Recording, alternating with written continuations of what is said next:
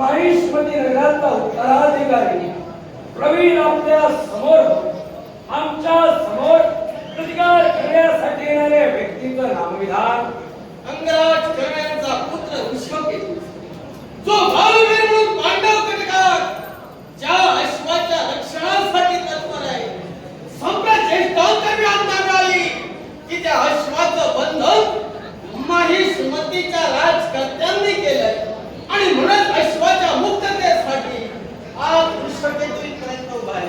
हे विश्वकेतू ज्या अश्वाच्या मुक्ततेसाठी आपले पावलं वळले त्या अश्वाची मुक्तता होणे नाही.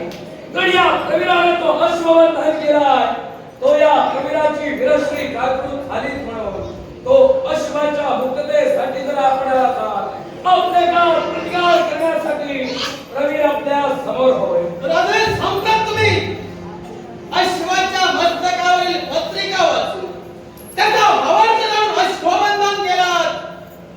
प्रथमतः आपल्याला धन्यवाद देतोय. धन्यवाद देतोय आपल्या विरश्रीला. कारण का विराची जेव्हा विरश्री जागृत होते त्यावेळी अश्वबंधन घडत चाललंय आणि म्हणूनच ज्यावरती अश्वबंधन आपण केलात अगदी त्याच अर्थी अश्वाची मुक्तता कशी करावी पांडव कटकातील वीर म्हणून मला पूर्ण ध्यात आहे.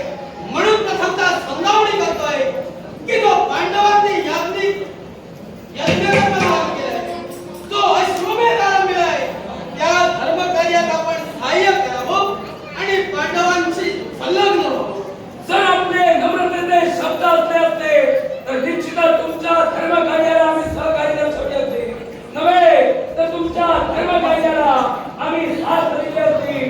पण विश्वकेतू सम्राट विराजीला वाचण्याचं कर्तव्य आज तुमच्या कर्मी खंड जात आहे आणि त्या योगी करून माझी विरश्री वाचली गेली आणि महिष्मती नगर हे कुणाचं आतापर्यंत मांडीच स्वीकारलं नाही आणि ह्याच्या इतकं स्वीकारणार नाही. याच उद्देशाने मी इथपर्यंत आलोय. नाना प्रकारचे प्रयत्न केला होता अश्वाची मुक्तता होणे नाही. पण ती कोणत्या प्रकारे होत नाही पूर्णतः विश्वकेतूला माहित आहे.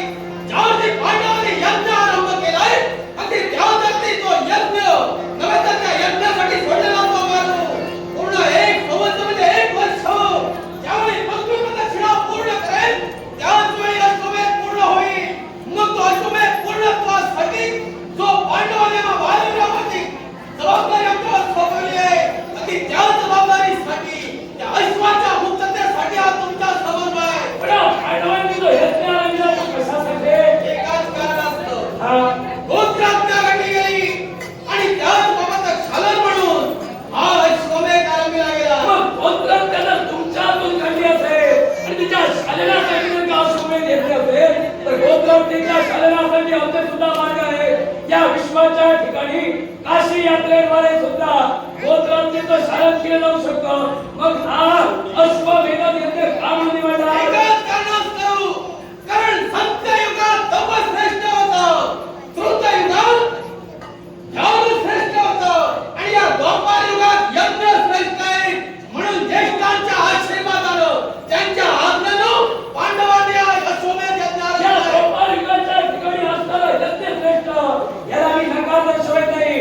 पण अनेक यज्ञ कर्म सुद्धा करून या विश्वात पापशालन होऊ शकतं. या पापशालनासाठी प्रायश्चित्त विधी घेऊन सुद्धा या पापातून तुम्ही मुक्तता होऊ शकता. पण तुम्हाला कळलेला राजसंस्कार म्हणून तुम्ही हा अश्वमेध आरंभिला. तुमच्या मते असेल पण सम्राट पांडवांची इच्छा कोणती असेल तर संपूर्ण पृथ्वीवरती एक छताखाली आम्ही संपूर्ण विश्वात सुख शांती समाधान नांदावं. ते पांडवांच्या बाबतीत घडलं ते इतरांच्या कोणाच्या बाबतीत घडू नये म्हणून व्यास महाराजांच्या मार्गदर्शनानं नव्हे तर सौम्य महामुनींच्या मार्गदर्शनानं नव्हे तर देवाच्या आशीर्वादानं हा अश्वमेध यज्ञ पांडवांनी आरंभिला आहे. तुमच्या छत्राखाली तरच विश्वात शांतता नांदू शकते का?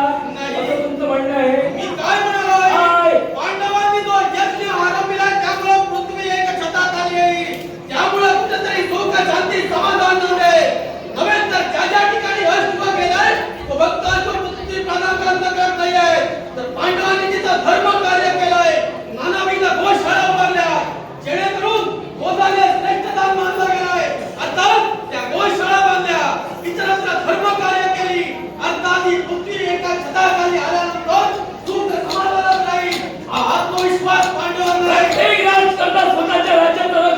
शकतो. शांत तो राजपदावर बसलाय, सुखा समृद्धीचा विचार प्रत्येक राजकर्ता करू शकतो. मग ही तुम्हाला पृथ्वी एकच छत्राखाली म्हणून का आणायचे? तुम्हाला असं म्हणायचंय का कोणतेही राजकर्ते स्वतःच्या भूमीचं रक्षण करू शकत नाही, स्वतःच्या जनतेला आनंदी ठेवू शकत नाही, असं तुमचं म्हणणं आहे काय? राजे, प्रत्येक राजकर्ता स्वतःच्या प्रजासाठी लढत असतो, पण संप्रची स्थिती अशी आहे की कुठलंही राष्ट्र आतापर्यंत असं उभारलं गेलं नाही जिथं रक्तरंजित घटना घडल्या नाही. आता जिथं रक्तरंजित घटना गेल्या तिथं गोत्रहत्या घडली गेली. याचा गोत्रहत्या कुठेतरी थांबावी हा पांडवांचा प्रामाणिक हेतू आहे. तरी काय बोलता? तरी तुमच्यातून घडलेल्या गोत्रहत्येचे डाग तुम्ही आमच्या रक्ताने काढून पुसता. रक्ताने रक्ताचे डाग पुसायला गेले तर ते रक्ताचे डाग पुसले जाणार आहेत काय? हे पहा, गोत्रहत्या पांडवांची घडली. मी काय म्हणालोय, कुठल्याही राष्ट्राची उभारणी रक्तरंजित प्रवाह झाल्याशिवाय नव्हे तर तशा घटना घडल्याशिवाय कुठलं राष्ट्र उभारलं गेलं नाही. ते आता याच्या पुढे घडू नये म्हणून पांडवांनी अश्वमेध केलाय. अश्वाच्या माथी पत्रिका रेखाटली. जो नृप बलाढ्य असेल त्यांना बंधन करावं, नवेक्षा पांडवांना धर्मकार्यात सहकार्य करावं. आता तुम्ही अश्वबंधन केला, तुम्ही पराक्रमी आहात. मग जर तुम्ही पराक्रमी असून अश्वबंधन केलं मग त्या अश्वाची मुक्तता कशी करावी यासाठी पांडव सज्ज आहेत. तिथं रक्तपात घडणारच. जर तुम्ही रक्तपात घडवू इच्छिता तो रक्तपात हा कधी घडून येणार नाही. आणि या विश्वाच्या ठाई हा आम्ही तुमचा याज्ञिक वागवला तो आम्ही अधर्म केला असं तुम्हाला वाटतं की काय? आम्ही असं म्हणालो आणि तुम्हाला असं वाटलं असेल आम्ही तुम्ही अधर्म केला असं म्हणालोच नाही. संप्रत एका वीराची विलासनी ज्यावेळी जागृत होते त्यावेळेस कृत्य त्याच्याकडून घडलं जातं. मग त्या वीराला आम्ही जीवन देण्याचा प्रयत्न केला असं तुमचं मत आहे. पण संप्रत पाहता आम्ही पांडवांनी जो अश्वमेध आरंभिला आहे तो सर्वांना एकत्र ठेवून द्यावं यासाठी आरंभिला आहे. म्हणून आम्ही तुम्ही केलेली कृती अधर्म्य आहे असं म्हणणार नाही. आणि जर आम्ही कृती केलेली योग्य असेल तर माझ्या भूमीच्या रक्षणासाठी आतापर्यंत आम्ही सुसज्ज आहोत आणि त्या भूमीचं रक्षण करणं हे आमचं कर्तव्य होय. आणि या विश्वाच्या ठाई म्हणा तुम्ही धर्मकार्य आरंभिला. या धर्मकार्याची सुरुवात तुमच्यातून घडली, पण ज्यावेळी आईपणाच्या ठिकाणी तुमचा तो शामकर्ण वारू गेला आणि तो शामकर्ण वारू ज्यावेळी तिथं असणाऱ्या गणेश मंदिराला प्रदक्षिणा घातली आणि गणेशासमोर येतात तो शामकर्ण वारू गणपती स्वरूप झाला होता. हे विघ्न तुमच्या धर्मकार्यात कसं का आलं? म्हणजे याला तुम्ही अधर्म म्हणता. याला अधर्म म्हणत नाहीये. तर तुमचं धर्मकार्य होतं तर या धर्मकार्यात या विश्वाच्या ठिकाणी गणेश मंदिराला प्रदक्षिणा घातल्यानंतर तो अश्व गणेश स्वरूप झाला. मग हा अडथळा गणेशाच्या इकडून तुमच्या अश्वमेधात का आला? यालाही कारण कोणतं? कारण हे कालक्रमे आम्हाला समजलं ज्यावेळी अश्वत्थ गणपती स्वरूप झाला तिथं स्थिर झाला, त्याची गती मंदावली गेली. त्या अर्थी ज्यावेळी पांडवांनी यज्ञ आरंभिला त्यावेळी या विश्वाच्याला सर्वात प्रथम पूजेचा मान दिला गेला तो म्हणजे गणपती गजानन. त्याचा कुठंतरी पांडवांना म्हणजे आम्हा ज्येष्ठांना कुठंतरी विसर पडला, त्यामुळे ते विघ्न यज्ञात आलं. पण तदनंतर घडलं ते काय, तिथं एक वृद्ध स्त्री होती. तिच्या मार्गदर्शनानुसार गणपती मंदिराच्या शेजारीत असणारं हिंगळा मातेचं मंदिर आणि त्या वृद्ध स्त्रीनं आम्हा बालवीरांना नव्हे तर पांडवीरांना कथन केलं की त्या हिंगळा मातेला तुम्ही प्रसन्न करून घ्या, तुमचा अश्व पुन्हा गतिमान होईल. अगदी त्याचप्रमाणे मी साऱ्या पांडवांनी त्या हिंगळा मातेची आराधना केली, नव्हे तर तिला प्रसन्न करून घेतलं. शेवटी त्या मातेच्या मुखाटे शब्द निघाले की या अश्वाला बंधन कशामुळे झालं असेल तर आज विनायकाची प्रार्थना तुम्ही केला नाही, गणपती गजाननाला प्रथमता तुम्ही मान दिला नाही, म्हणून तुमच्या यज्ञात हा अडथळा आहे. नव्हे तर तो अडथळा दूर करायचा असेल तर गणेशाची आराधना करा, त्याची भक्ती करा, त्याला प्रसन्न करून घ्या.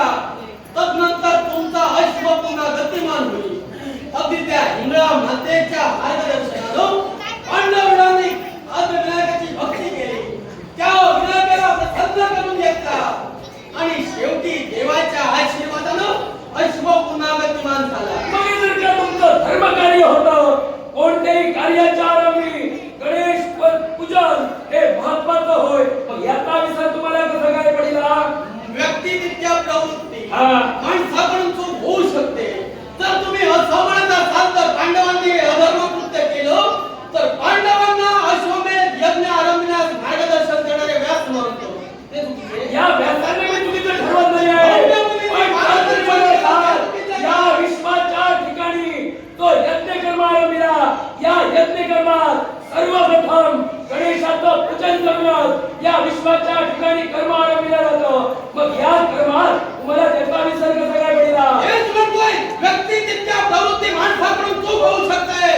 नव्हे तर ज्या व्यास महंतांनी मार्गदर्शन केलं, ज्या गोपाळ कृष्णानं मार्गदर्शन केलं ते चुकीचं आहे का स्वतः मला माहिती या आहे. विश्वाच्या ठिकाणी मी चुकीचं सांगत नाहीये. मग पांडवांनी तुम्ही चूक सुद्धा केलं सांगू समजा. शकता. फक्त तुम्ही सुद्धा सांगू शकला असता या विश्वाच्या काही कार्याच्या सुरुवातीला गणेशाचं पूजन होणं योग्य होय. मग हे तुमच्या मुखावटे शब्द नाही. तिथं ज्येष्ठांची आज्ञा चालत होती आणि ज्येष्ठांच्या मार्गदर्शनानं कनिष्ठ वागत होते.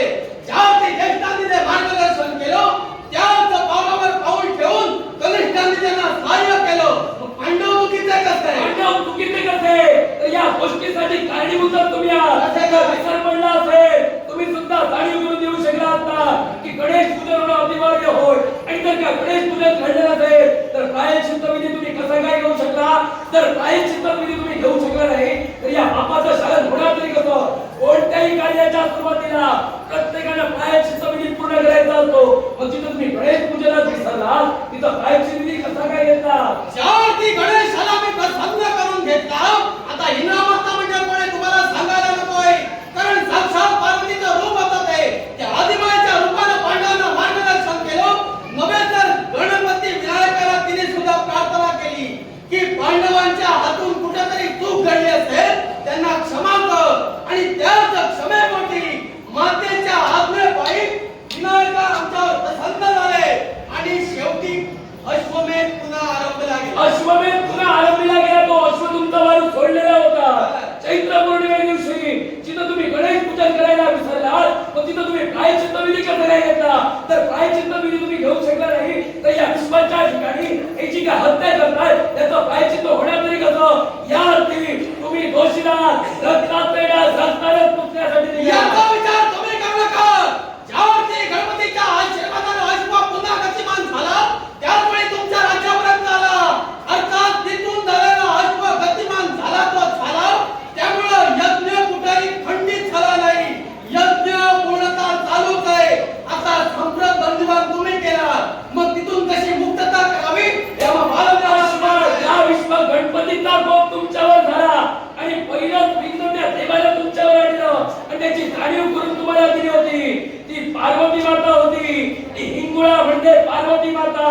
शिवशंकर ज्यावेळी पार्वती माता तिथं आली, शिवशंकर ज्यावेळी रावणाच्या भीतीनं भयभीत होऊन ते इकडे तिकडे पळू लागले आणि त्या अरण्यात राहू लागले त्यावेळी शिवशंकरांना शोधण्यासाठी पार्वती माता हिंगोळ स्वरूपाने वावरत होती. आणि ते हिंगोळा देवीला तुम्ही प्रसन्न केला, त्या देवीची आराधना केलात म्हणून तुम्हाला कळलं त्या गणपतीचा कोप झाला आहे. आणि तदनंतर तुम्ही गणेशाचं पूजन केला, त्याची मनधारणी केला आणि तुमचा अश्व पुनश्च गतिमान केला होता. पण त्याची गती सुद्धा मंदावली होती कारण गणेशाच्या मनाचं समाधान झालेलं होतं. आणि या विश्वात जो प्रथम पूजने त्याला जर का तुम्ही विसरलात तर मग हे धर्म कार्य म्हणून का बोलता? ज्यावरती अश्व पुन्हा गतिमान होऊन तुमच्या राज्यात आला, ज्या आद्य विनायकाला समस्त पांडवांकडून चूक झाली, ज्याचा अग्रपूजेचा मान पांडवांनी त्याला दिला नाही, त्यामुळे तो कोपिष्ठ होऊन अश्व गतिमान गती त्याची मंदावली गेली. त्यावरती पांडवांनी प्रार्थना करून पुन्हा एकदा त्या विनायकाला प्रसन्न करून घेतला. अर्थात अश्वाचा गतिमान झालेला आहे. त्यामुळे देवानं काय केलं? देवा पांडवांनी चुकी केली, देवानं त्यांना क्षमा सुद्धा केली म्हणून अश्व पुन्हा गतिमान झालाय. आता विचार फक्त तुमचा करा. आमचा विचार आम्ही निश्चितच करणार आहोत, त्याची काळजी तुम्ही करू नका. जिथं धर्मकार्याची सुरुवात चुकीच्या मार्गाने झाली तिथे धर्मकार्य मी म्हणणार नाहीये. तुम्ही त्याचा दोष कोणाच्याही मागे द्या पण आम्ही देत नाही आहोत. पण जिथं तुम्ही चुकला या विश्वात कोणत्याही विधीच्या सुरुवातीला प्रायश्चित्त विधी हा महत्वाचाच होय, कारण हा सर्वसामान्य यज्ञ नव्हे. मग या यज्ञाला घेणं ते अनिवार्यच होतं. जिथं गणेश पूजन चुकलं तिथं तुम्ही सुद्धा चुकलात, आणि म्हणूनच अशा प्रकारचे अडथळे तुमच्या अश्वमेधात येणारच येणार. आणि ते कोणत्या प्रकारे पूर्ण अडथळे दूर करावे, देवाच्या आशीर्वादाने त्याच्या आज्ञेने पांडवांना पूर्णता ज्ञात आहे. आतापर्यंत काही प्रसंग पांडवांच्या जीवनात आले, ते असंच प्रसंग देवाच्या आशीर्वादाने दूर करण्यात आले. संप्रत हा जो प्रसंग उपाय त्या प्रसंगाशी सुसंग होऊन देवाच्या आशीर्वादाने पुन्हा एकदा आश्वाद आम्ही गतिमान करू. या विश्वाच्या ठिकाणी ज्या सर्पांना दूध पाजिलं जातं हे तुमच्यामुळे सुरू झालं ना.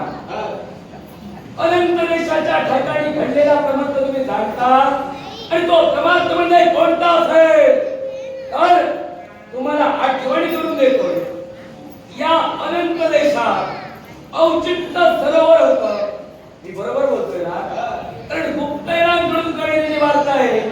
कारण अनुभवलेली तुम्ही आहे म्हणून तुम्हाला विचारतो, नाहीतर मी सांगितलेले तुम्ही सांगाल दुसरं. नाही, चिंता करू नका. जे सत्य आहे ते सत्यच आहे. म्हणजे सत्य. म्हणून प्रथमतः गणपती गदाधराच्या बाबतीत घडलेली चूक आम्ही मान्य केली. मान्य केलीस ना? हो. जर तू मान्य केली आहे म्हणून तुला सांगतोय, त्या औचित्य सरोवरात तुमचा अश्व ज्यावेळी पाणी पिण्यासाठी गेला, तो अश्व त्या औचित्य सरोवरात नाहीसा झाला. मग तो नाहीसा झाला होता तेव्हा तुम्ही काय केला? गोपाळ कृष्णाचा धावा केला, देवाला तिथपर्यंत बोलविलं.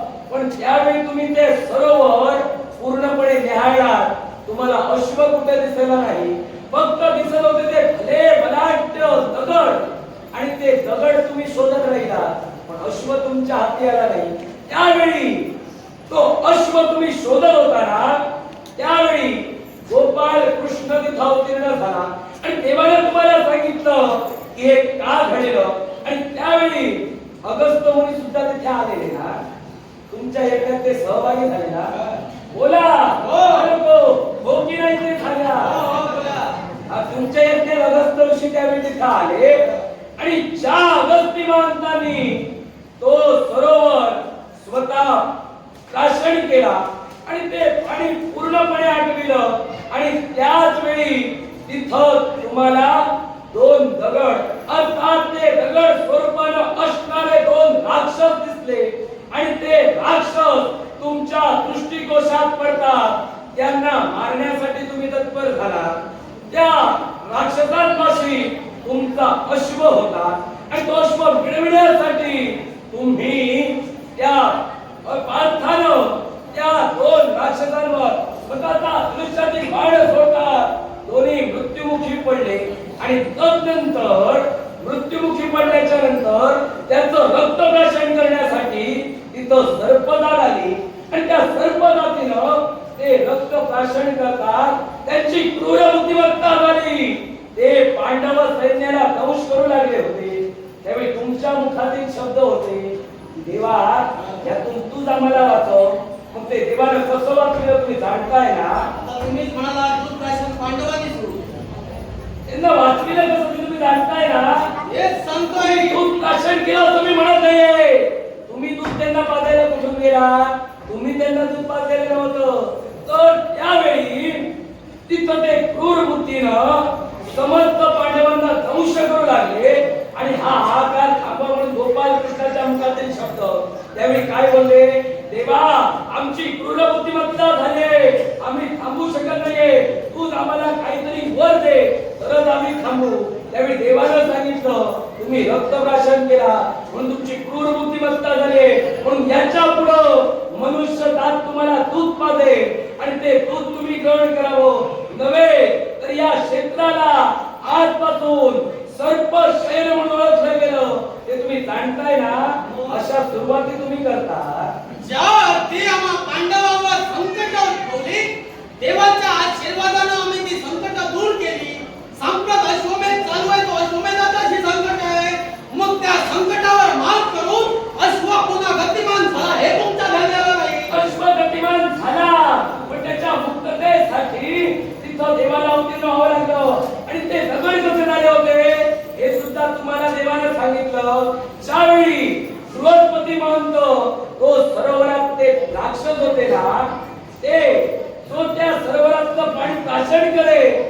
मारण्यासाठी तत्पर होत होते. आणि एक कृत्य ज्यावेळी बृहस्पतींना कळलं त्यावेळी ते त्या सरोवरापर्यंत गेले आणि त्या सरोवरात त्यांनी अवलोकन केलं आणि समुद्र देवतेला आज्ञा करून तो सरोवर खारट बनविला आणि खारट बनविल्याच्या नंतर हे दानव बाहेर येऊ शकतात. पण जोपर्यंत जलाशय पाणी आटत नाही तोपर्यंत ते बाहेर येणार नव्हते. म्हणून त्यांना दगड बनविलं आणि या विश्वात त्यांना दगड बनवून ठेवलं गेलं. हे या विश्वाच्या ठिकाणी कृत्य घडलं. तो सरोवर आटला गेला आणि त्याच्या योग्य करून आज अशी तुमच्या मार्गात अडथळे येतात याचा विचार करा. मग कुठेतरी चुकतात याचं अवलोकन करा. ज्या की तुम्ही म्हणतात आमच्या मार्गात अडथळे येतात, अडथळे दूर झाले. अडथळे दूर झाले. ज्यावरती ते अडथळे दूर झाले मग याच्या पुढे येणारी संकट असू दे, अडथळे असू दे, नाहीतर अन्य काही असू दे, कोणत्या प्रकारे दूर करावी देवाच्या पाठीशी आहे. त्याचं मार्गदर्शनाला भाग मिळत नाही. मग त्याच्या मार्गदर्शनानं त्या अश्वाची मुक्तता आम्ही निश्चित करू. पांडव ज्यांना घडलाय तो राजसंकार आणि तो राजसंकार तुझ्या सुद्धा चेहऱ्यावर दिसून येतोय.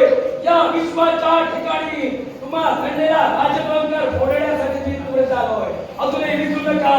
कुठेतरी मनात दया भावना निर्माण करा. हे पांडव हो, या विश्वाच्या ठिकाणी 18 दिवसाच्या महाभारत युद्धात 18 औषधी सैन्य मारलं गेलं. त्यानंतर 7 औषधी सुद्धा सैन्य मारलं गेलं. एवढा रक्तपात झाला तरी तुमच्या मनाला अजून का पाझर फुटला नाही. याची चिंता तुम्ही करू नका. कारण गोत्राच्या घडली गेली म्हणूनच अश्वमेध चालू आहे. ज्यावरती ज्यावेळी घडलेली कृती त्या कृतीनं फक्त सत्यासाठी ते घडलं गेलं. अर्थात बंधूला बंधू न मानता देवाच्या आदेशानं माणसाने सुद्धा शस्त्र समोर धरलं. कारण समोर आपला वैरी संपलं त्यावेळी ते युद्ध लढलं गेलं. अर्थात देवाच्या आज्ञेनं घडलेलं युद्ध. आता धर्माच्या गोष्टी करू नका. कारण धर्म काय हे दिव्य दृष्टीने त्या रणांगणात पाहिलं गेलं. संप्रम फक्त गोत्रात्या घडली गेली. असंख्य वीर योद्धे मारले गेले. म्हणून त्या पापाचं चालन व्हावं म्हणून अश्वमेध चालू आहे. फक्त बंधूला मारलेलं आहे तर एका बापानं पुत्राला सुद्धा मारलेलं आहे. या गुरुच्या रणमैदानावर एवढा रणसंग्राम घडला कशासाठी तर एका राज्याच्या साठी, एका भूमीसाठी. भाऊ भाऊ भांडावे हा आदर्श तुम्ही जगासमोर घालून दिला की काय? पांडवांनी आदर्श घालून दिला. भाऊ म्हणजे तुम्हाला फक्त महाभारतीय युद्धच ज्ञात आहे. त्याच्यापूर्वी घडलेला प्रमाद कदाचित तुम्हाला ज्ञात नसेल. मी तरी सांगू शकत नाही कारण युद्धाच्या वेळी मी केवढा होतो तुम्हाला ज्ञात असेल. निश्चितच. मग संप्रत ज्यावेळी ती कृती घडली गेली तदनंतर महाभारतीय युद्ध घडलं गेलं. मग जर त्या कृतीला प्रत्युत्तर पांडवांनी कृतीतून दिलं असेल काय चुकलं त्यांचं? तर या विश्वाच्या ठिकाणी तो रणसंग्राम घडला. त्यातील एकच बालक जन्माला राहिला म्हणजे तू ऋष्यकेतू होय.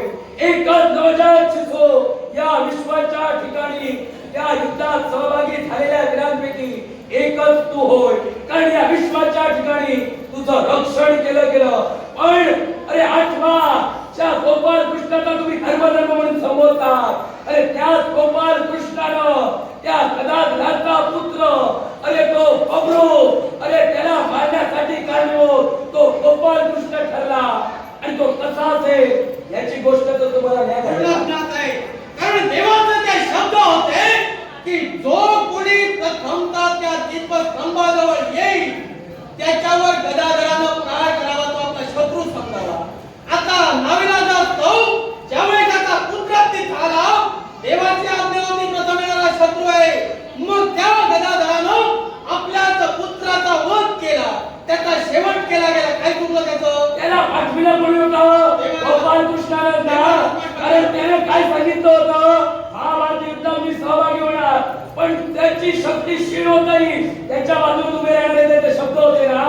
मग तुम्हाला जिंकण्याची इच्छा निर्माण झाली आणि म्हणून त्या गोपाल कृष्णानं अरे त्या बालकाचा वध करण्यासाठी हा तो देवदत्त ठरला.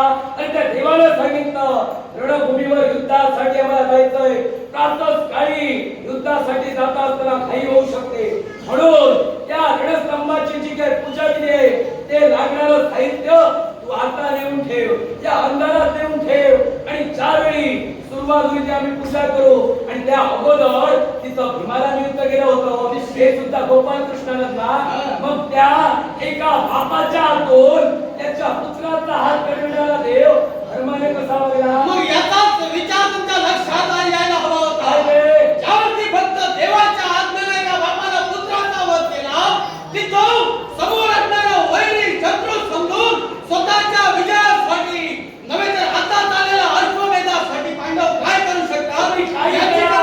कल्पना पण तुम्हाला बापाच्या हातून पुत्राचा घात झाला म्हणून पश्चाताप होता. बापाने मस्त ती मारलाच ना. निश्चितच पुत्र वधाचा फक्त पात्राच्या मस्त फक्त घात. गदाधरांच्या बाबतीत असं घडलं नाही, तर कैच्या पांडवांच्या बाबतीत तेच घडलं. फक्त श्रीपाद बबरूच मारला गेला नाही, तर वीर अभिमन्यू रणांगणात मारला गेला. तो सुद्धा एका बापाचाच पुत्र होता. हे मी मान्य करतो. नव्हे, तर महावीर बर्बरीक सुद्धा मारला गेला. युद्धापूर्वी तो सुद्धा एका बापाचा पुत्रच होता. पण निश्चितच मी नाही म्हणत नाहीये, पण एका बापाच्या हातून त्याच्या पुत्राचा हात करणं योग्य नव्हतं. त्या बबरूला मारण्यासाठी गोपाल कृष्णाने त्याला सांगितलं आणि त्याची इच्छा होती हे महाभारत युद्ध बघण्याची. आणि म्हणूनच मरताना सुद्धा त्यानं इच्छा प्रकट केली, माझं जीवन काही भटक्यांचं राहिलंय पण मला मरायचं नाही, जगण्याची इच्छा होती त्याची. आणि म्हणूनच भीम दारी दिशा रडू लागला. आणि त्याची पत्नी पद्मावती सुद्धा अरे आपल्या पुत्रासाठी कैवाळली. त्यावेळी सुद्धा तुमच्या पांडवांच्या मनाला अरे पाजर फुटला नाही. काळजासारखं घट्ट मन तुम्ही केला, अरे पाचण्यासारखं केला. कशासाठी? एका राज्याच्या अव्यासापोटी अरे ते माता पिता रडत होते आणि त्या विश्वाच्या त्याची इच्छा होती की आपण हे महाभारत युद्ध बघावं, पण ते युद्ध आता बघणं शक्य नाही. म्हणून त्यानं अरे तुझे गोपाल कृष्णादेवर टाहो फोडला. तेव्हा काहीतरी कर गदाधर गोपाल कृष्णाचं म्हणत मस्तक झाला. तेव्हा माझ्या पुत्राची अभ्येची इच्छा पूर्ण कर. आणि सहानुभूती दाखवण्यासाठी त्या गोपाल कृष्णानं आपट्याच्या वृक्षावर त्याला विराजमान केलं. आणि 18 दिवसात तो महाभारत युद्ध विचारात तळमळत बघत राहिला. तेव्हा तुमच्या मनाला पाजर फुटला. तेच तर म्हणतोय. तेच म्हणा आता तुम्ही तेच ज्यावरती देवाच्या आज्ञेनं गदाधरानं ते कृत्य केलं, आपल्या पुत्राचा घात केला.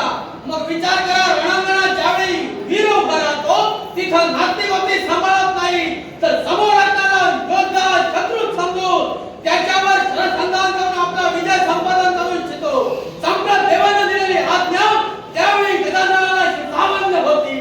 म्हणून गदाधराने पुत्राचा अरे शस्त्रावर जरी आज्ञा असते तरी विचार करायला होता. अरे सावधानीचा सुद्धा इशारा दिला नाही. अरे थेट जाऊ लागतात. प्रचंड गतीने त्याच्या मस्तकावर प्रहार केला. अरे शस्त्राचा बा अरे त्याच्या बापाच्या मनावर गैरवत आलं. आपल्या पुत्राचा घात झाला. शब्द त्याच्या मुखातून निघले बबरूच्या, कोणी माझा घात केला देवा धाव. अरे त्यावेळी कळलं की आपला पुत्र मारला गेला. एवढं पुत्र घाताचं पाहतो त्या भीमाच्या मागे राहून आता धर्म कार्यासाठी निघाला. मग तेच बाबाचा क्षणाने काय मिळाला प्रथमता? जिथं गोत्र हत्या घडली गेली त्याचा क्षणाने बाबा म्हणून अश्वमेध चालू केला. कशा काय पांडव तुम्ही काय? ते पुत्र घाताच्या तो घात केला त्याच्यासाठी गायत्री मंत्राचा जप करून सुद्धा पापाच्या धुता येतो. मग ते काय तुम्ही काय करणार आहे? राजा संस्कारच पुढे येतो. असं तुम्हाला वाटतंय? मग जर तुम्हाला तसं वाटतंय, मग सम्राट आता सुद्धा राजवंश तुमच्या मनात आहे. जिथं पांडवांना तुम्ही सहाय्य करीत नाही आहात, त्यावरती तुम्हाला सत्ता हवी आहे. आणि त्या सत्तेच्या अभिलाषेमुळं आता इथं उभे आहात. आम्हाला सत्ता नकोय. आम्ही आमच्या राज्याचं रक्षण करतोय. प्रत्येक राजकर्त्याला स्वतःची भूमी कोणा समान हो? देवा समान, पिते समान, माते समान. मग त्या पित्या मातेचं रक्षण करणं वीराचं कर्तव्य नव्हे का? मग तीच प्रत्येकाला आपल्या मातेला प्रत्येक वीरानं आपल्या भूमीला स्वतंत्र मिळवून द्यावं हे त्या वीराचं कर्तव्य नव्हे का? मग पांडवांनी केलेली कृती ज्यावेळी त्यांना राज्यात्याग करावा लागला, ते पुनश्च मिळवण्यासाठी घडलं ते महाभारत युद्ध. मग तेव्हा पांडव चुकीचे कसे होते? तुम्हाला चुकीचं म्हणत नाही. तुम्ही तुमच्यात भांडलात पण आमच्यामध्ये काय येतात? आम्हाला आमचं राज्याला होते एकाच कारणास्तव जिथं पांडवांनी अश्वमेध आरंभिलाय त्याचा मूळ हेतूच असा आहे की संपूर्ण पृथ्वी एक छताखाली आहे. तोच यजमानपदी बसलेला मनुष्य, ती व्यक्ती, तो सार्वभौमत्व होईल म्हणून अश्वमेध आरंभिलाय. हे सार्वभौमत्व आम्हाला मान्य नाही. तुम्ही माघारी जाऊ शकता. मग कोण काय? धर्माला सुद्धा तुम्ही वावरला. या अश्वमेधात माझं सहकारी मिळाले. मला प्रमाणे अश्वमेधान केला तो देणारच नाहीये. मग या सगळ्याची इच्छा असेल तर